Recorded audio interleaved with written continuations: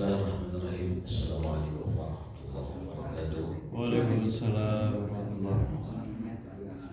Alhamdulillahirabbil alamin wa bihi nasta'in 'ala umuri dunya.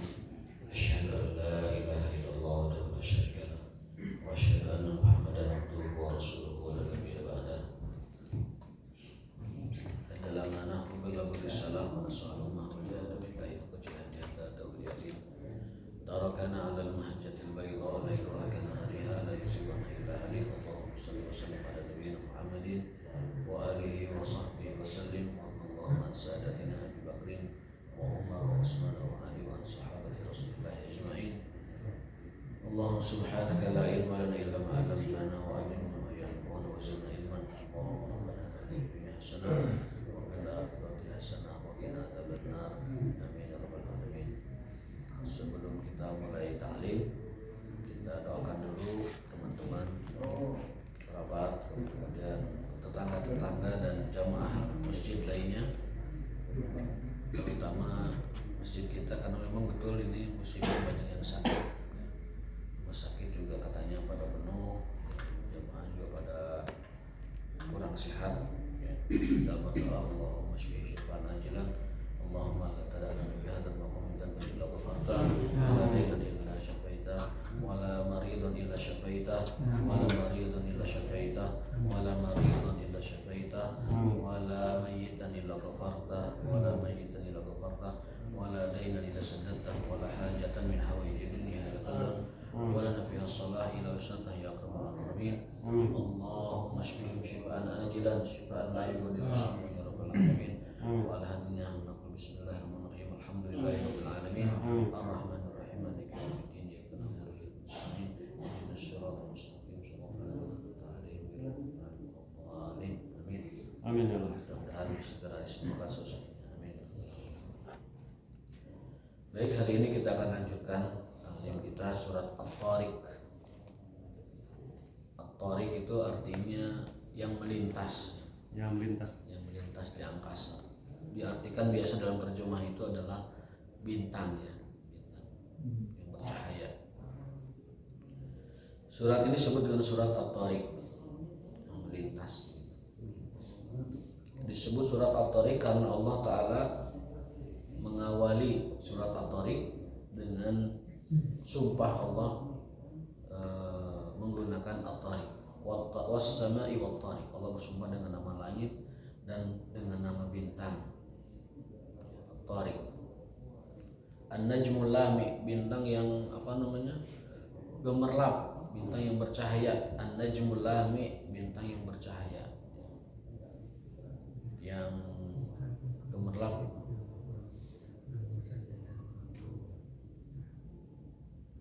Kemudian adapun tema besar dari surat ini adalah tema utamanya isbatu tauhidillah. Bagaimana kita mengisbat, menegaskan kembali tauhid kita kepada Allah SWT bin nadhari fi asli insan, dengan cara kita menggali hakikat asal manusia. Jadi ayat ini, surat ini meminta kepada kita agar senantiasa menggali hakikat penciptaan manusia. Dengan menggali hakikat tersebut, kita semakin kuat tauhid kita kepada Allah Subhanahu wa taala. Jadi memang dalam Islam itu segala apa yang dipelajari dan diyakini serta digalinya itu harus berujung kepada penguatan akidah. Apapun yang diteliti, apapun yang dikaji, digali, harus berujung kepada penguatan keyakinan, keimanan kita, tauhid kita kepada Allah Subhanahu wa taala. Jadi kalau ada ilmu tidak menguatkan kepada tauhid, ini ilmu apa? Kalau ilmu hanya menguatkan kepada selain tauhid, menguatkannya hanya kepada kepercayaan tertentu, kepada kultus tertentu, kepada guru tertentu, memuliakan tertentu, tapi tidak berujung kepada meyakinkan dan menguatkan tauhid kita kepada Allah, ini ilmu apa? Yang aktif di dunia penelitian, dia semakin menggali hakikat manusia, semakin menggali, itu akan menemukan bahwasanya di sana ada Allah Subhanahu wa taala, ada kebesaran Allah Subhanahu wa taala. Nanti dijelaskan di sini asal penciptaan manusia, mimma indafik, Manusia itu berasal dari air yang dipancarkan oleh seorang laki-laki kepada setelur perempuan. Ma'in dafik itu air yang memancar.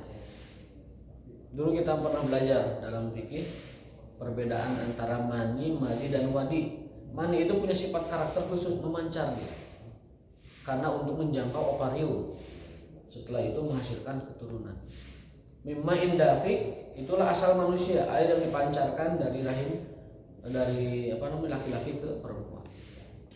Makanya jangan namain anak Dafik memancar gitu. Ada kawan saya juga ada namanya Dafik gitu. Suka diketawain. Yang mana ngarannya memancarnya. Singacer tuh. Jadi main Dafik gitu kan. Ada teori dalam hadis itu, tapi ini perlu dijelaskan mungkin lebih rinci dari kedokteran ya. Idza sabaqa ma'ur rajuli ma'ul mar'ati, apabila air laki-laki lebih dulu sampai pada air perempuan, itu anaknya laki-laki. Wa idza sabaqa ma'ul mar'ati ma'ur rajul, kalau air perempuan lebih duluan keluarnya, maka itu akan jadi anak perempuan. Hadis tuh? Itu hadis. Hadis. Itu tentang jenis kelamin ya. Kemudian tentang wajah dan rupa, kalau air laki-laki lebih banyak dari air perempuan, itu nanti rupanya akan seperti bapaknya. Dominan laki-laki. Ya, kebalikannya kalau air perempuan yang lebih banyak, nanti itu anak akan mirip Perempuan. kepada ibunya. Jadi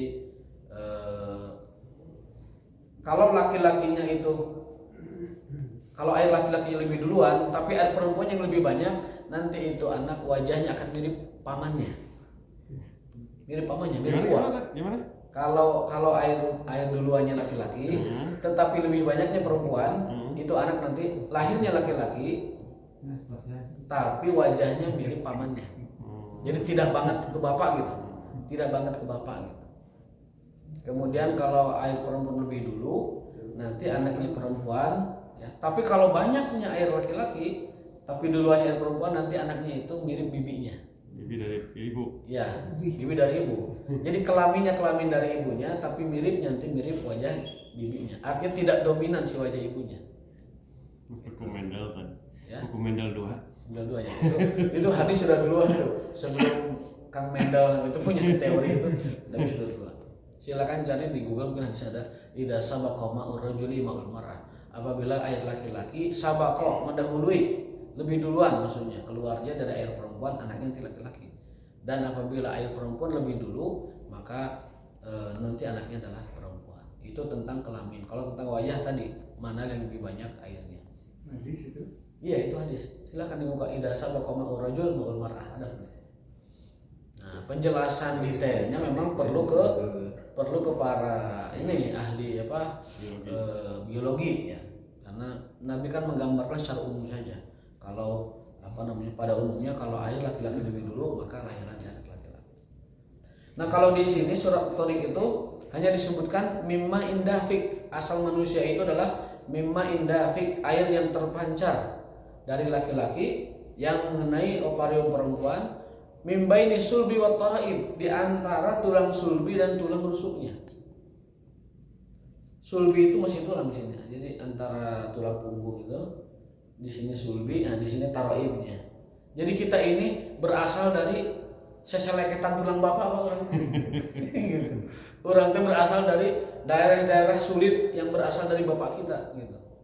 Tulang rusuk bapak kita, kemudian ada tulang selain tulang rusuk, pinggir-pinggirnya itu taraib namanya. Tulang rusuk ya. Tulang sulbi, tulang rusuk gitu. Tak kita itu berasal dari daerah-daerah yang sulit dari bapak kita. Bagaimana Allah Subhanahu wa taala menciptakan kita manusia. Maka surat At-Tariq memerintahkan kepada kita untuk an-nazar. Apa an-nazar itu? Nazara. Apa nazara? Melihat aslul insan. Asal penciptaan manusia. Supaya apa? Supaya nanti isbatut tauhidillah. Supaya nanti ujungnya adalah menguatkan tauhid iman kita kepada Allah Subhanahu wa taala. Maka sebenarnya para ahli biologi harusnya itu orang yang paling beriman kepada Allah. Tapi kebanyakan yang paling sekuler, ya kan? Ahli biologi, ahli anatomi manusia, orang-orang di kedokteran harusnya orang yang paling beriman kepada Allah dan bertauhid kepada Allah, karena setiap hari menyaksikan keajaiban tubuh manusia.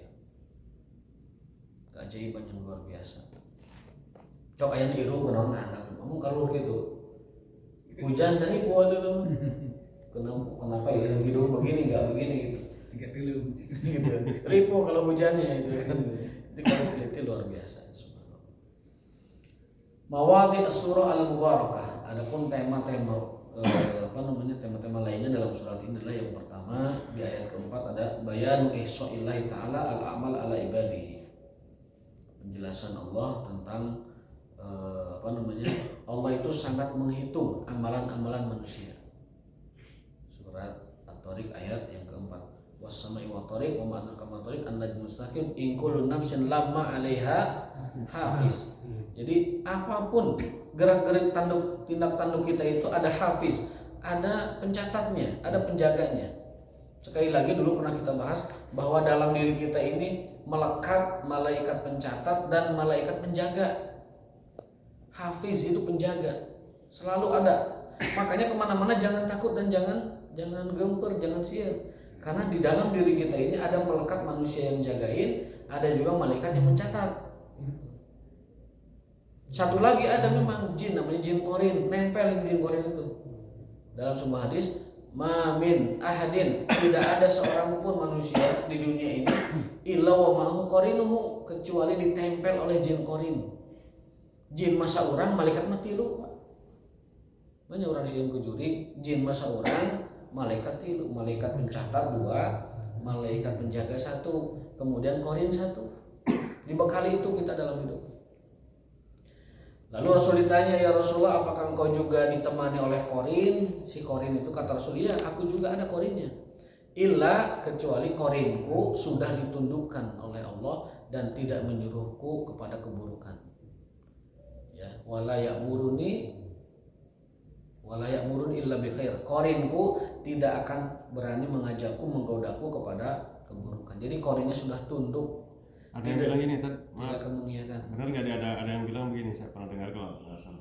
Kalau si orangnya itu soleh, korinnya soleh juga katanya. Sampai kalau orangnya maksiatnya, korinnya itu sedih. Nah, kalau orangnya jahat, korinnya jahat juga. Ada nggak keterangan?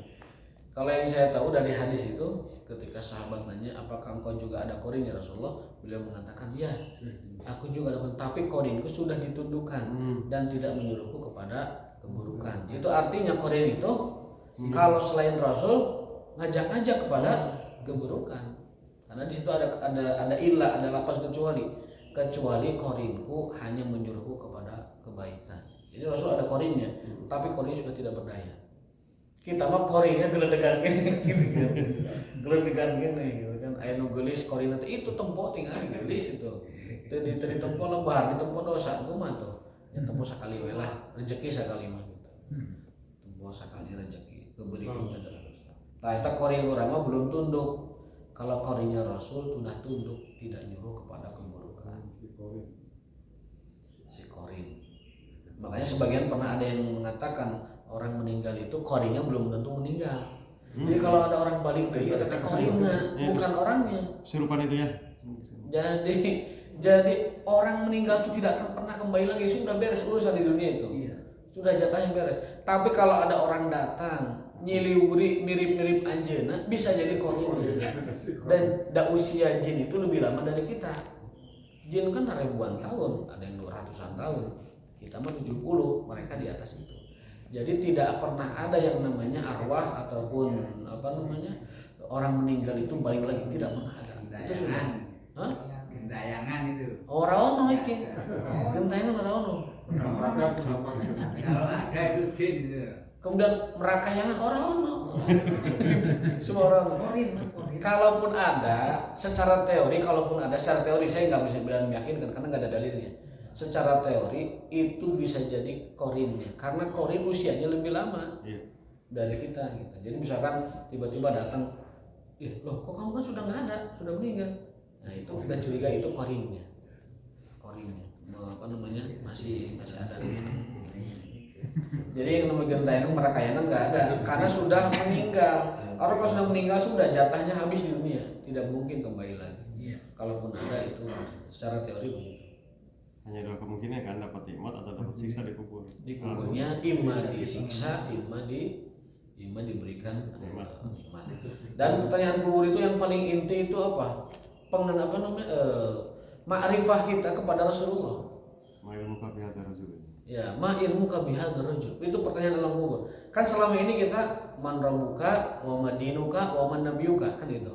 Karena di dalam hadis memang ada riwayat seperti itu. Tapi kalau kita lihat Bukhari, kebanyakan hadisnya itu adalah ma ilmu kabihadzal rajul. Apa yang kau kenali dari orang ini? Laki-laki. Diperlihatkan. Diperlihatkan Rasulullah SAW. Orang yang cakep luar biasa itu pasti Rasul. Bukan, kitanya mengenal tidak gitu. Masalah orangnya mah apa namanya kita belum tahu kan. Tapi kita mengenal tidaknya. Tergantung kecintaan kita. Nah, di hadis itu fa'ammal mu'min, adapun orang beriman, dia akan langsung mengenal dan mengatakannya huwa Rasulullah amanna bihi wattaba'na. Huwa Rasulullah. Dia adalah Rasulullah, kami mengimaninya dan kami mengikutinya. Nah, ada lapas mengikutinya wattaba'na. Watabana. Lamun orang teu mengikuti moal kenal Rasul. Nah, jadi dia orang cek ibaratnya kokosodan menyatakan cinta kepada beliau, tapi kita tidak mengikuti sunnahnya, tidak akan mengenal.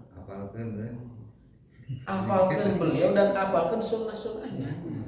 Sunnahnya. Praktekkan sunnah-sunnahnya. Ayat sunnah witir, ayat sunnah tahajud, ayat sunnah apa namanya? Sunnah baca Quran, puasa, kemudian lain-lain sebagainya lah. Kemarin waktu kita hari apa? Pengajian kita sampaikan kewajiban kita kepada Rasul itu ada 5 apa itu? Hari Kamis ya. Waktu Kamis tema kita itu sebelum kita bahas Zadul Ma'ad ada 5 kewajiban kita terhadap Rasul SAW. Yang pertama apa kemarin? Al-imanu bihi wa tasdiquhu. Beriman kepada beliau dan membenarkannya. Lalu yang kedua adalah mahabbatuhu wa ta'zimuhu wa salawatu alaihi wa ahli baitihi. Mengagungkannya, mencintainya, kemudian bersolawat kepada beliau beserta keluarga beliau dan keturunan-keturunan beliau SAW. Lalu yang ketiga adalah ad-difa'u anhu, menjaga dan membela, memperjuangkan beliau sallallahu alaihi wasallam. Yang keempat, saya ingat langsung kelima, mendakwahkan sunnah-sunnah. Mendakwahkan sunnah-sunnah. Yang keempat itu apa? Ittiba'u sunnatihi, mengikuti sunnahnya. Jadi yang pertama mengimaninya, yang kedua mencintai dan mengagungkannya, termasuk dengan cara bersolawat. Yang ketiga membelanya dan menjaganya. Lalu yang keempat mengikuti sunnahnya. Yang kelima adalah mendakwahkan ajaran-ajarannya. Itu adalah kewajiban kita kepada Rasulullah SAW 5 itu. Nah, pertanyaan kubur nanti adalah ma ilmuka bihadzal rajul, apa yang kau ketahui tentang laki-laki ini? Fa amal mukmin, adapun orang yang beriman akan mengatakan huwa Rasulullah amanna bihi wattaba'na. Ya, wahai Tuhan kami, ya maksudnya itu kepada malaikat, dia adalah Rasulullah, kami mengimaninya dan kami ittiba, mengikuti sunnah-sunnahnya. Begitu. Wa ammal munafiqul murtab, adapun orang munafik dan orang murtab itu orang yang penuh dengan keraguan, termasuk orang kafir di dalamnya itu. Fayaqul akan mengatakan la adri Jebron. Padaraba malikan bil midrok.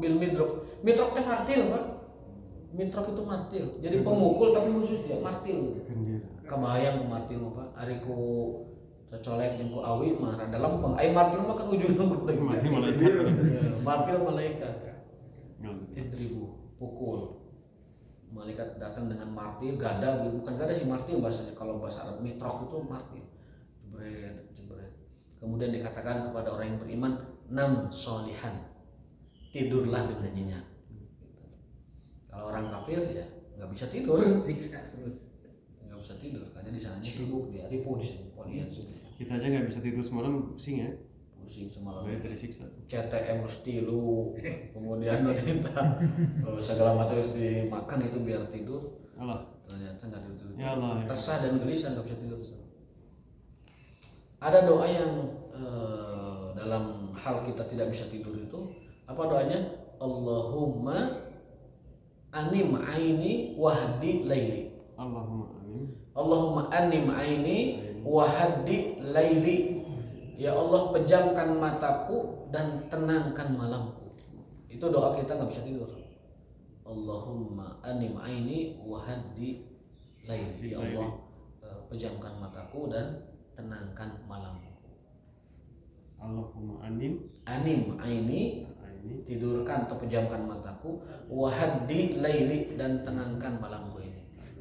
Itu doa nggak bisa tidur sambil minum CTM. Mau minum mau enggak terserah, yang penting baca doanya. Allahumma anim aini wa haddi laili. Kalau metode medis mungkin gerak-gerak sedikit ya, kemudian sport sedikit, lalu mungkin dia baca-baca dulu sedikit, lalu ngantuk tidur. Mungkin adalah cara-cara gitu. Tapi kalau secara doa itu doanya Allahumma anim aini wa haddi laili. Ya Allah, pejamkan mataku dan tenangkan malamku. Tapi saya punya resep sebenarnya, obat insomnia itu ada sederhana sebenarnya. Apa itu? Khutbah Jumat. Saya punya pengalaman, ada jemaah terus terang saya, Ustaz, saya sebelumnya tuh nggak pernah sholat, sibuk dengan konstruksi, karena mau kesana kemari sibuk. Banyak kan itu. Kemudian saya mengalami stres, 3 hari nggak bisa tidur, Tiba-tiba pas hari Jumat ada azan berkumandang, saya tiba-tiba mau ke masjid aja. Asal Tara asal ke masjid, kemudian pas duduk di masjid, pas khutbah Jumat kerek tibra.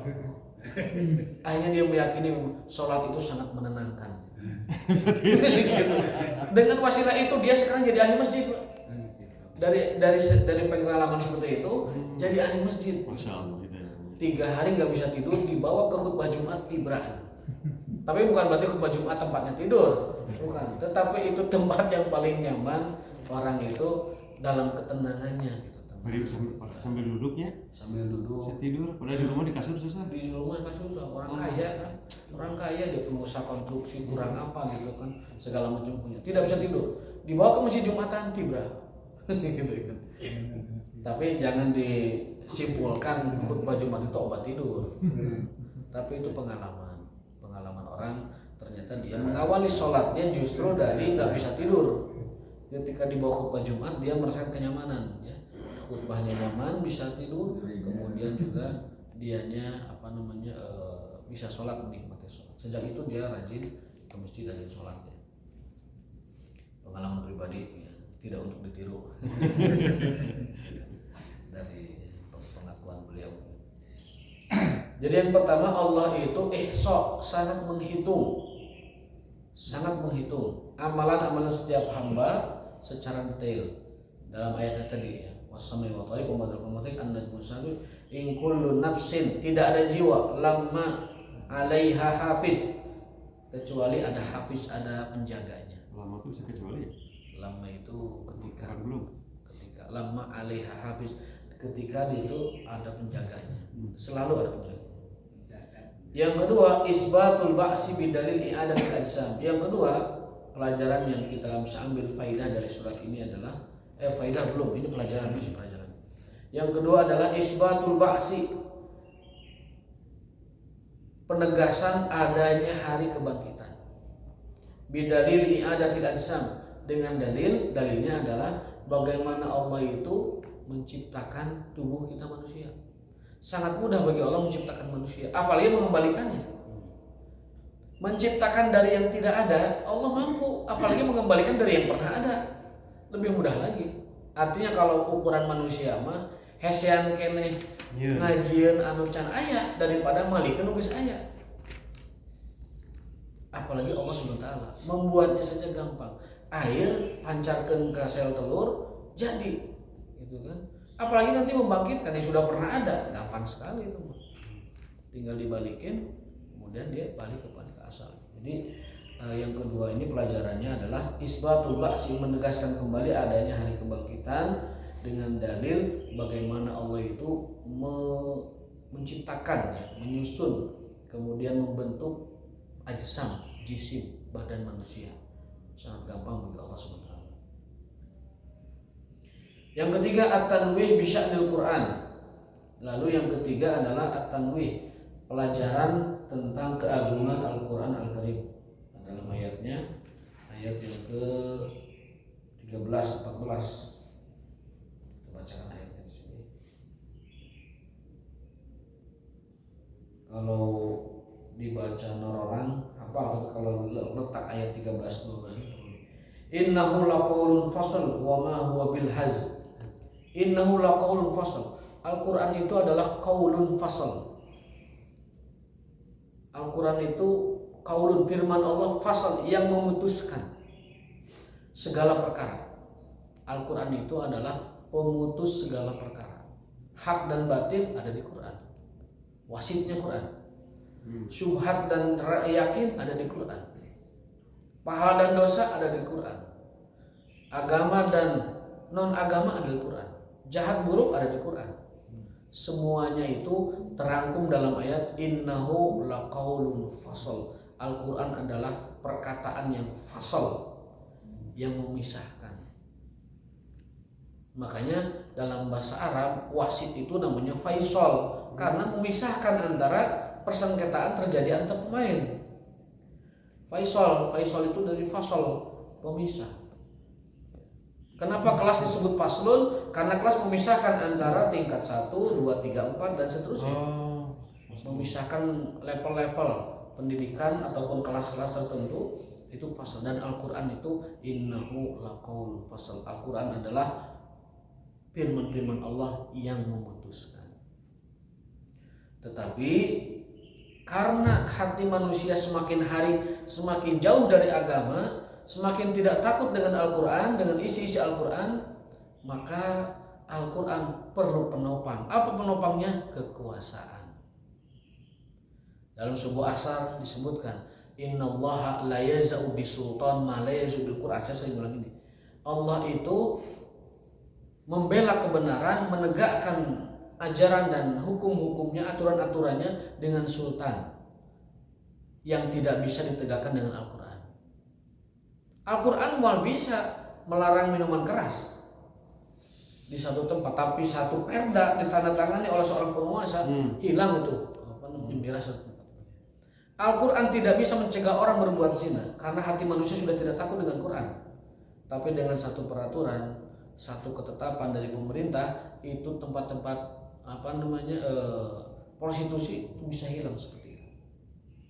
Al-Quran tidak bisa melarang orang, mencegah orang berbuat riba, tapi seorang penguasa bisa mencegah sebuah riba itu terjadi di sebuah daerah, di sebuah negara, dan di sebuah tempat. Makanya disebutkan innallaha la yaz'u bil sultan ma la yaz'u bil Quran. Sesungguhnya Allah menegakkan aturan-aturannya dengan sultan, apa yang tidak bisa ditegakkan oleh Quran Karim. Itulah pentingnya kita memiliki ulil amri atau umara yang mengerti dan paham tentang kewajibannya kepada Allah Subhanahu wa taala. Karena kewajiban menegakkan syariat Islam itu kewajiban ulil amri, bukan kita, Pak. Kewajiban umara ulil amri bukan kita. Kita tidak akan dihisab dengan pertanyaan kenapa engkau tidak tegakkan aturan Allah, tidak. Karena kita tidak punya kewenangan. Tidak punya otoritas, tidak punya kekuasaan. Yang akan dihisab tentang aturan Allah kenapa tidak ditegakkan adalah para penguasa. Kita harus mensupport tadi. Kita harus mensupport, memilih yang baik, memilih yang soleh, mendorong yang soleh yang baik. Kemudian nanti diharapkan dia menegakkan aturan Allah minimal yang universal. Minimal aturan yang universal. Makanya tadi bahasanya innallaha la yaz'u bisultan ma la yaz'u bil Quran. Allah menegakkan keadilan dengan penguasa, apa yang tidak bisa ditegakkan dengan Quran. Allah menegakkan kebaikan dengan pilih amin. Pilih amin. Amin. Kalau amin harus ada robbal alaminnya. Biar berbeda dari amin politis dengan amin ya robbal alamin. Ya, makanya sama amin ya robbal alamin. Ya, biar jadi doa. Jadi yang kita sampaikan ini politik, bukan politik praktis, bukan politik artinya ABCD, enggak. Kita tidak sedang membahas ABCD-nya. Kita membahas bagaimana posisi kekuasaan terhadap Al-Quran. Al-Quran akan menjadi tegak dan berdiri kalau ada seorang penguasa mau menegakkannya. Dan itu kewajibannya ulil amri, bukan kita. Setidaknya yang bisa ditegakkan itu nilai-nilai universal, misalkan larangan riba, ya, larangan monopoli, larangan kriminalitas, larang segala macam, minimal yang universal.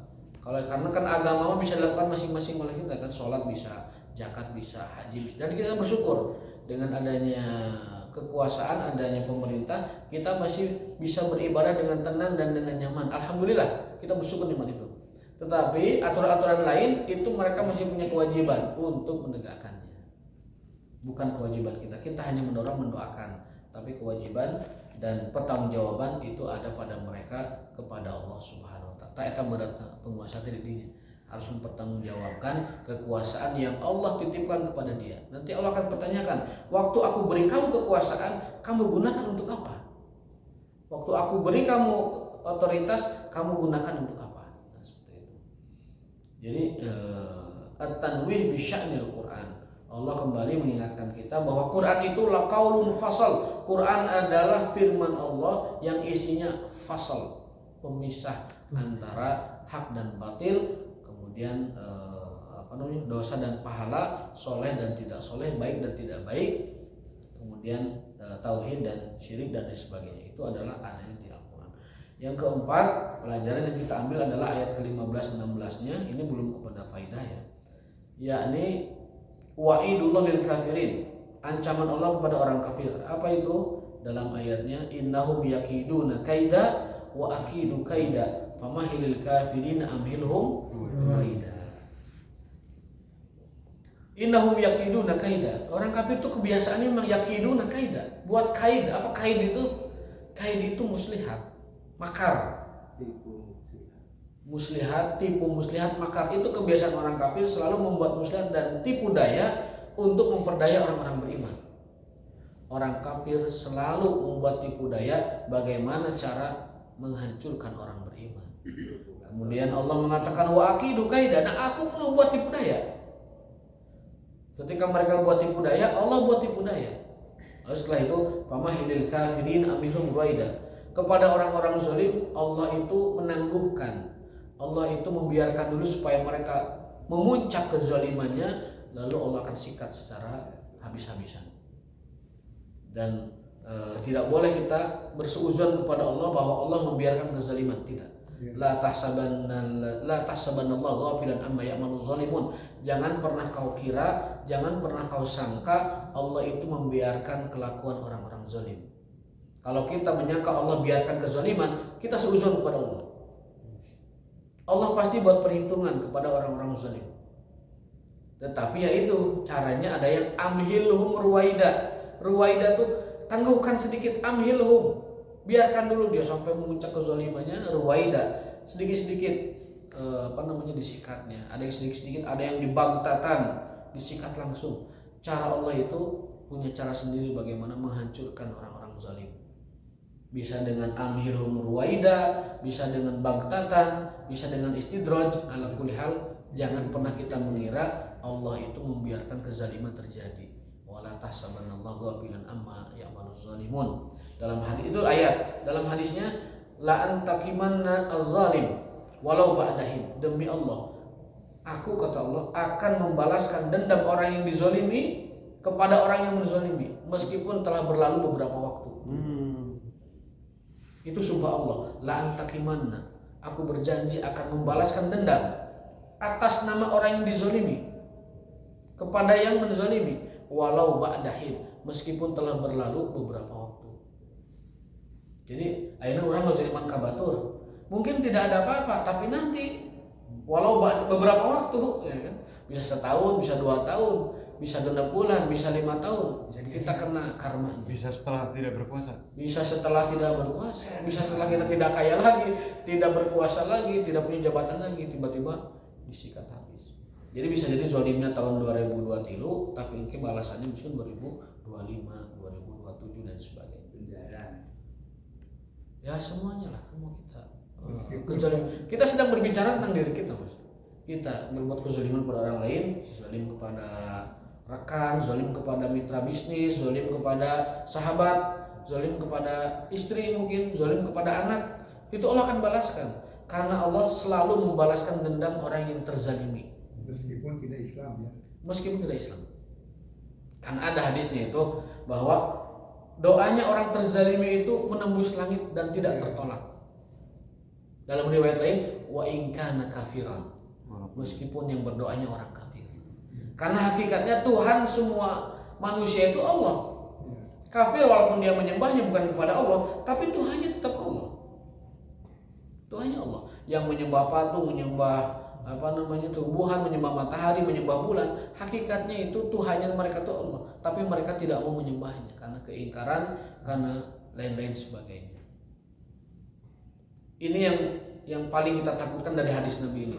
Allah akan membalaskan dendam atas nama orang yang terzalimi kepada orang yang menzaliminya, walau ba'dahin, walau ba'da waktin, meskipun telah berlalu beberapa waktu. Jadi ayatnya jelas, balasan Allah kepada orang zalim, hadisnya juga jelas. Mudah-mudahan Allah Ta'ala menghindarkan kita dari perbuatan zalim. Dalam hadis lain, unsur akhoka, tolonglah saudaramu. Ahok, bukan ahok yang itu ya. Dulu diplesetin, ada kiai ceramah di masyarakat Betawi, unsur ahok, tolonglah ahok katanya. Ini hadisnya, kita harus menolong ahok katanya. Padahal ahok di situ saudaramu, akhun, ya kan? Akhi domirnya maf'ul, jadi mansub bil alif li'annahu min asma'il khamsah. Kemudian domir idofahnya ke domir ka. Unsur akhoka, tolonglah saudaramu, zoliman au mazluman, baik yang zolim ataupun yang dizolimi. Tolonglah si Ahok, dia sedang terzalimi. Diartikannya dia tolonglah si Ahok karena dia terzolimi. Ini penyesatan makna. Jadi kita ini diperintahkan untuk menolong orang zolim dan menolong orang yang dizolimi. Unsur akhoka zoliman au mazluman. Tolonglah orang zolim dan tolonglah orang yang dizolimi. Para sahabat bertanya, kalau nolong orang zolim, mafhum, dipahami. Lalu gimana nolong orang yang zolim? Kata Rasul, cegah dia. Bi antamna, dengan cara kau menahannya dari kezoliman. Kau cegah dia dari berbuat zolim, itulah kamu menolong orang zolim. Jadi kalau ada orang berpotensi berbuat zolim, maka kita harus mencegah supaya dia tidak berbuat zolim. Itu sama dengan menolong dia. Kalau ada teman kita suka berbuat zalim, kita cegah, kita larang, kita tangkap, kita amankan, itu sebenarnya kita tuh sayang kepada dia, ingin menolong dia supaya dia tidak melakukan kezaliman yang akan nanti dibalas oleh Allah SWT. Tapi kadang orang-orang yang zalim itu tidak mau ditolong. Ketika ditegur, kamu jangan berbuat zalim, tidak mau. Mereka jarang yang mau ditegur dengan kezaliman. Korelasinya dengan doa Nabi Yunus, la ilaha illa subhanaka ini kena zolimin di situ zolimin. Zolim meninggalkan dakwah. Kalau dia zolim, Enggak, artinya zolim kepada dirinya sendiri. Artinya Allah itu akan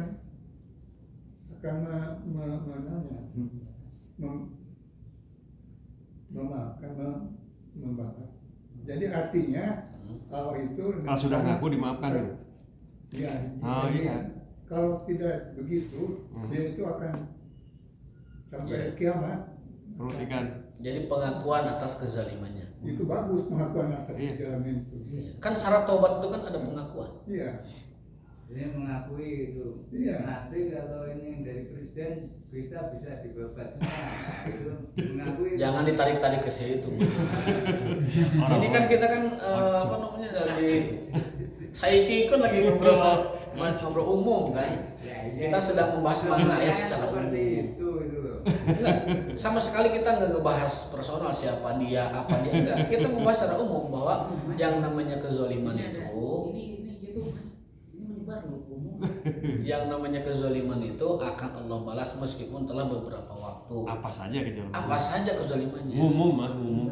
Kita ngeribakan sesuatu kepada orang, itu kan zolim, nanti akan dibalas kezaliman kita. Kita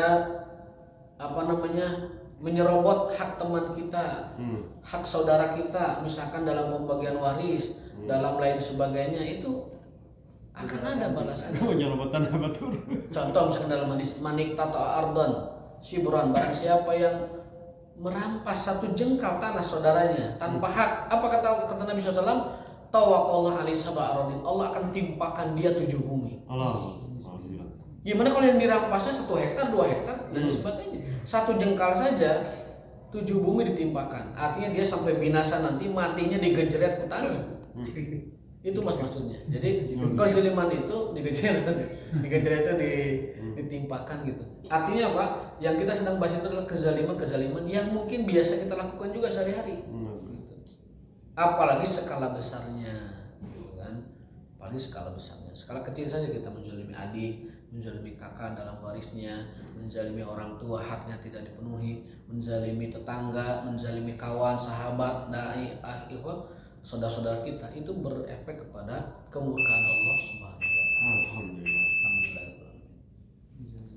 Jadi yang keempat ini peringatan dari Allah, wa'idullah lil kafirin. Peringatan Allah kepada orang-orang kafir dan orang-orang zalim, di mana mereka selalu berbuat tipu daya. Innahum yakiduna kaida wa akidu kaida famahilil kafirina amhilhum ruwaida. Hanya orang kafir dan hanya orang zalim yang selalu buat tipu daya, muslihat, makar kepada orang-orang beriman. Dan yang membalasnya bukan kita, nanti Allah yang membalasnya. Allah yang akan membalas tipu daya dan makar orang-orang zalim dan orang-orang kafir yang akan mencelakai orang-orang beriman dan menzalimi orang-orang beriman. Wallahu ta'ala bishawab wa ma taufiquna illa billah wa la minkum subhanallah. Subhanallah. Assalamualaikum warahmatullahi wabarakatuh.